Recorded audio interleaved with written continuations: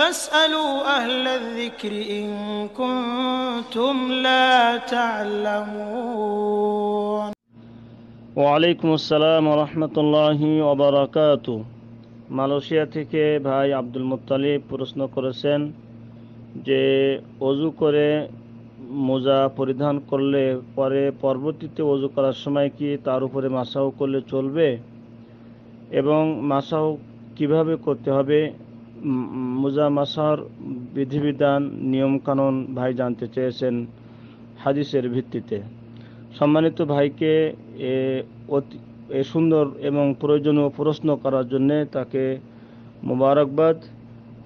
কেননা বিশেষ করে প্রবাসী জীবনে যারা কর্মরত রয়েছেন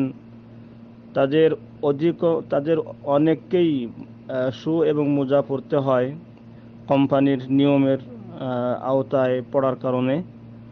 সেহেতু তাদের এই মোজা পরিধান অবস্থায় অনেকের ডিউটি করতে হয় এবং নামাজের টাইম হয়ে যায় জোহর বা কারোর আসর বা কারোর রাত্রে ঈশা। ফলে এই মোজা অবস্থায় আমাদের কি করণীয়, ইসলাম আমাদের জন্য কি বিধান দিয়েছেন মোজা পরিধান করা অবস্থায় অজু বা পবিত্রতা অর্জনের ক্ষেত্রে। তাই এই বিষয়টা বিশেষ করে প্রবাসী জীবনে যারা রয়েছেন, যারা বিভিন্ন কোম্পানিতে চাকরিরত রয়েছেন, তাছাড়াও প্রত্যেকটা মুমিন মুসলিম নারী এবং পুরুষের সকলের জন্যে ইসলামের বিধিবিধান জানা এবং সেই অনুপাতে নিজের জীবনে বাস্তবায়ন করা, এটা সকলের জন্যই আবশ্যক বিষয়। তাই প্রশ্নকারী ভাইকে মোবারকবাদ। সম্মানিত দিনী ভাই ও বোনেরা, মোজার উপরে মাসাহ করা এটা ইসলামী শরিয়াতের সহজতার একটি বাস্তব প্রমাণ।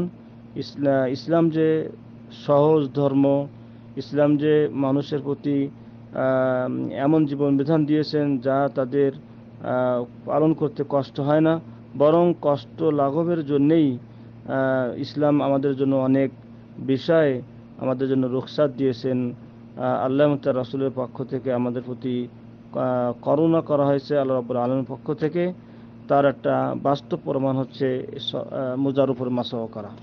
কেননা অনেক সময় শীতের মৌসুমে মোজা পরিধান করা থাকে, সে সময় খুলে যদি পাও ধুতে হয় তাও অনেক কষ্টকর বিষয়, বা অনেক সময় ডিউটি চলাকালীন অবস্থায় অজু করে সালাত আদায় করতে হয়, সে সময়ও বারবার মোজা খুলে পাও ধোয়া এটা অনেকের জন্য কষ্টসাধ্য হয়ে যায়। তাই ইসলাম আমাদের জন্য এই সকল ক্ষেত্রে সহজ করেছেন। তার একটা বাস্তব প্রমাণ হলো মোজার উপরে মাসাহ করার বিধান দিয়ে আল্লাহ রাব্বুল আলামিন আমাদের প্রতি দয়া করেছেন। সম্মানিত দিনী ভাই ও বোনেরা, মোজার উপর মাসাহ করা ইসলামে শরীয়ত সম্মত। রাসূল সাল্লাল্লাহু আলাইহি ওয়াসাল্লাম নিজে মাসাহ করেছেন এবং তার উম্মতকে মাসাহ করার জন্য বলেছেন, মুকিম এবং মুসাফির সকলের জন্য। তবে মোজার উপরে মাসাহ করতে হবে চারটি শর্ত সাপেক্ষে। প্রথম শর্ত হলো যে আইয়াকুনা লা বিসাহুমা আলা তাহারাতিন, যে এই মোজা এমন সময় পরিধান করতে হবে যে সময় তিনি অজু অবস্থায় রয়েছেন। অর্থাৎ মোজার উপরে মাসাহ করা যাবে যদি মোজাকে এমন সময় পরা হয়ে থাকে যে সময় তার অজু ছিল এবং সেই অজুটা মানে পাও ধুয়ে অজু করেছেন, এমন অজুর পরে সে মোজা পরেছে। তারপরে যখন দ্বিতীয়বার অজু করার সময় হবে তখন তিনি মাথা মাসাহ করার পরে পায়ের মোজা না খুলে তিনি মাসাহ করতে পারবেন মোজার উপর দিয়ে।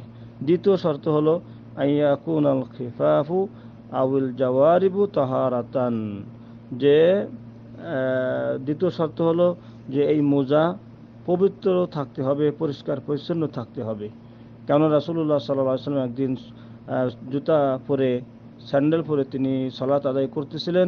জিবরাইল আলাইহিস সালাতু ওয়াস সালাম এসে রাসূল সাল্লাল্লাহু আলাইহি ওয়াসাল্লামকে সংবাদ জানালে তিনি ওই সালাত অবস্থায় খুলে ফেলেন, যেহেতু সেখানে ময়লা আবর্জনা লেগেছিল, যেটা কাদার। তাই এখান থেকে প্রমাণ হয় জুতা পরে মোজা পরে সালাত আদায় করা যাবে, কিন্তু সে দুটা পবিত্র থাকতে হবে, পরিষ্কার পরিচ্ছন্ন থাকতে হবে। 3 নম্বর শর্ত হলো যে আইয়াকুন মাসহুমা ফিল হাদাথিল আসগর লা ফিল আকবারি, যে এই মোজা মাসাও করা যাবে ওই অজু নষ্ট হলে, যে অজু নষ্ট হয় ছোট ছোট কারণে, অর্থাৎ প্রস্রাব পায়খানার কারণে, অথবা বায়ু ছুটে গেলে, অথবা উটের মাংস খেলে যে অজু নষ্ট হয়, অথবা লজ্জাস্থান যদি পর্দা কাপড়বিহীন সরাসরি হাত লাগে তাহলে যে অজু নষ্ট হয়, এই সমস্ত কারণে অজু নষ্ট হলে তারপরে অজু করার সময় মোজার উপর মাসাও করা যাবে। কিন্তু যদি অজু নষ্ট হয় ফরজ গোসল হওয়ার কারণে, যেমন কেউ কারো স্বপ্নদোষ হয়েছে অথবা স্ত্রী সহবাস করেছে, তাহলে এমত অবস্থায় তার মাসাও করা চলবে না, যেহেতু এই অজু নষ্ট হওয়াটা হচ্ছে বড় হাদাসে আকবার, বড় অপবিত্রতা, যার কারণে তার প্রতি গোসল করা ফরজ। ফলে এই সময় তার জন্য গোসল করা যেহেতু ফরজ, তাই এই সময় সে মোজার উপরে মাসাও করতে পারবে না, বরং তাকে ফরজ গোসল করতে হবে। 4 নম্বর শর্ত হলো যে এর জন্য যে নির্ধারিত সময় রয়েছে সেই সময়ের মধ্যেই মোজা মাসাও করতে পারবে, সময়ের বাইরে নয়। সেটা হচ্ছে মুকিম বাড়িতে অবস্থানকারী ব্যক্তির জন্য 1 রাত 1 দিন বা 24 ঘন্টা, এবং সফর অবস্থায় যিনি রয়েছেন তার জন্য 3 রাত 3 দিন বা 72 ঘন্টা। সম্মানিত দিনী ভাই ও বোনেরা, এই 24 ঘন্টা বা 72 ঘন্টা কখন থেকে শুরু হবে? যখন থেকে সে মোজা পরেছে তখন থেকে নয়, বরং পবিত্র অবস্থায় পাও ধুয়ে অজু করে যে পবিত্রতা অর্জন করেছে, তারপরে যখন সে মোজা পরেছে, সেই মোজা যখন পরেছে তখন থেকে সময় শুরু হবে না, বরং মোজা পরিধান করার পরে প্রথম যখন তিনি অজু করতে যাবেন, মানে মোজা পরিধান করার পরে যখন অজু নষ্ট হবে, আর সেই অজু নষ্ট হওয়ার কারণে যখন তিনি প্রথমে অজু করবেন, সেই সময় যে মাসাও করলেন, এই মাসাও থেকে তার 24 ঘন্টা বা 72 ঘন্টা সময় শুরু হবে। মোজা পরিধান করার সময় থেকে এটার সময় শুরু হয় না।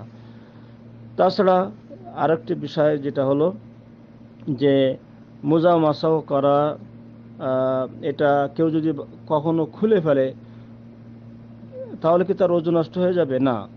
যদি সে মোজা খুলে ফেলে আর তার যদি অজু থাকে, মোজা খুলে ফেলার কারণে তার অজু নষ্ট হবে না। যদি অজু নষ্ট হওয়ার কারণ অন্যটা ঘটে তাহলে শুধুমাত্র অজু নষ্ট হবে, কিন্তু মোজা খোলার কারণে তার অজু নষ্ট হবে না, বরং ওই অজু দিয়েই সে সালাত আদায় করতে পারবে।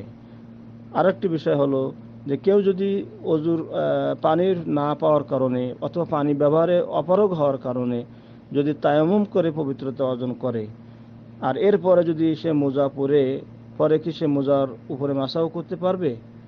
না। যদি অজু পবিত্রতা অর্জন যদি অজুর পরিবর্তে যদি তায়াম্মুম দিয়ে করা হয়, তাহলে তায়াম্মুমের অজুতে মোজার উপরে মাসাও করা যাবে না। এরপর সর্বশেষ মোজার উপরে মাসাও করার পদ্ধতি হলো যে দুই পায়ের আঙ্গুলের মাথা থেকে তোমার হাত মাসাও করা শুরু করবে সাক বা পিণ্ডলি পর্যন্ত, আর মোজার উপরে শুধু মাসাও করবে, পায়ের পিঠের উপরে, পায়ের তলা বা মোজার তলা নিচের সাইড মাসাও করবে না, বরং মোজার উপর সাইড বা পায়ের পিঠ যেটা, সেইটার উপরেই উভয় পায়ের পিঠের উপরেই শুধু মাসাও করবে। একবার মাত্র পায়ের আঙ্গুল থেকে তার ডাইন পায়ের আঙ্গুলের থেকে ডাইন হাতকে মাসাও বা বোলানো শুরু করবে, পিণ্ডলি পর্যন্ত নিয়ে আসবে, তেমনিভাবে বাম পা। এটা হলো মোজা মাসাও করার সঠিক পদ্ধতি। একবারই মাত্র পায়ের আঙ্গুলের শুরু থেকে মাসাও করে একেবারে সাক বা পিণ্ডলি পর্যন্ত নিয়ে আসবে। ডাইন পায়ের মাসাও করবে ডাইন হাত দিয়ে, বাম পাওয়ার মাসাও করবে বাম হাত দিয়ে। হাদা ওয়া সাল্লাল্লাহু আলা নবিয়িনা মুহাম্মদ ওয়া আলা আলিহি ওয়া সাহবিহি আজমাইন। আসসালামু আলাইকুম ওয়া রাহমাতুল্লাহি ওয়া বারাকাতুহু।